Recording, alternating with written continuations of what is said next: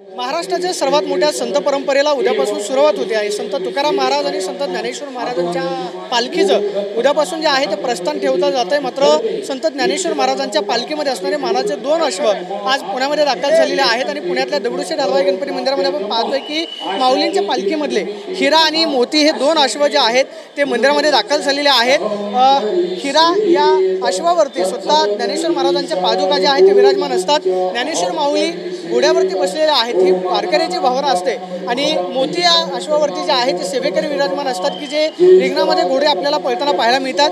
हिरा आणि मोती हे 2 अश्व जे आहेत ते सध्या दगडूशेठ हलवाई गणपती बाप्पाच्या चरणी दर्शनासाठी आलेले आहेत। आपण पाहतोय की अभिषेक करून उद्यापासून संत तुकाराम महाराजांची पालखी पंढरपूरच्या दिशेने प्रस्थान ठेवते।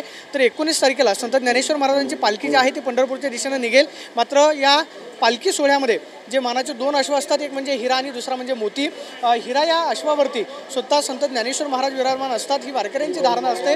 तर सेवेकरी म्हणून तुकाराम कोळी जे सेवेचं काम पाहतात ते मोती या अश्वावरती विराजमान असतात आणि 2 अश्व जे आहेत ते पुण्यामध्ये दाखल झालेले आहेत। उद्यापासून महाराष्ट्रातल्या सगळ्यात मोठ्या संत परंपरेला वारीला जे आहे ती सुरुवात होते। मात्र त्याआधीच हे मानाचे 2 अश्व जे आहेत पुण्यामध्ये दाखल झालेले आपल्याला पाहायला मिळतात। Camera person Nagesh Mahadeshwar, Pradeep Kapse, TV9 Marathi, Pune.